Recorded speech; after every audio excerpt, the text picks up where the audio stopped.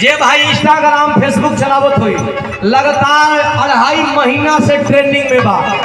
और गीत जौन पहचान आज भी खोलब अभी भी खोलब जे भाई के पास मोबाइल बा अभी भी ट्रेंडिंग दिखाई 3 प्लेटफॉर्म पर तीनों प्लेटफॉर्म पर अभी भी ट्रेंडिंग में बा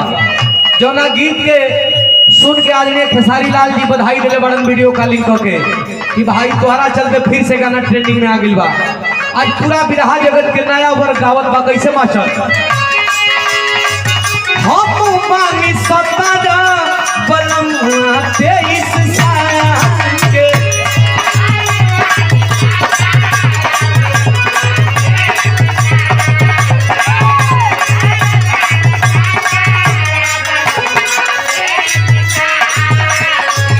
भौजी रे जवनिया रखी खतरे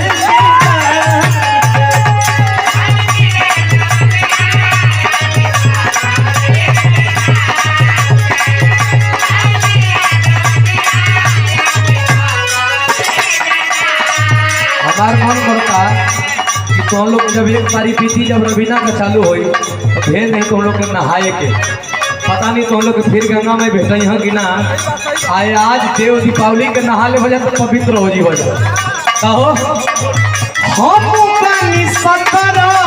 बलमुआ 23 साल के भौजी रे जवनिया रखी खतरे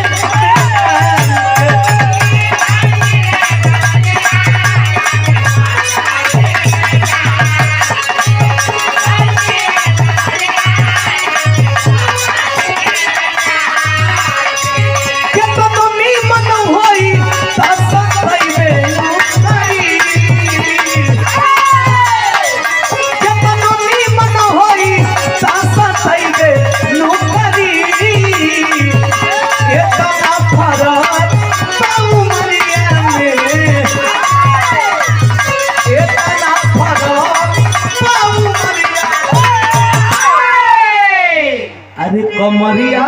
तू कइबे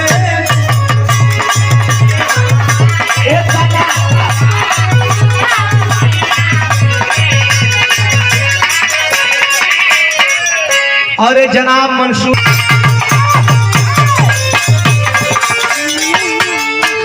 दोनों तरह ये सब छड़ी का आनंद हो अगर दिन भर का एक आध महीना अगर नया धुन गावे को होई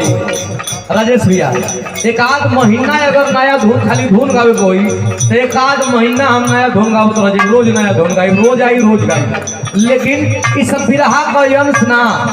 इस सब छड़ी का आनंद बिरहा का अंश है हो जौन पूर्वी छपरहिया बा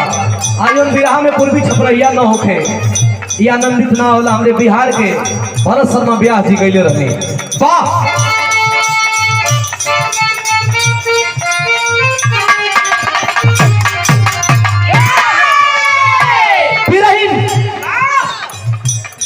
बिरहीन घर में अकेले बा लोग कहलन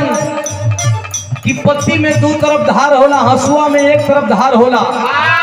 लेकिन बिरहीन का जहरे छुआ हरे धार होला 100 गो बिछी के बराबर एगो बिरहीन में बीख होला पिया वही धनबाद कोइलौरी में कमाए गइल बड़न घर में अकेले बिरहीन बाड़ी 12-1 बजे राती का जब ओस पड़ल है शीत पड़ल हो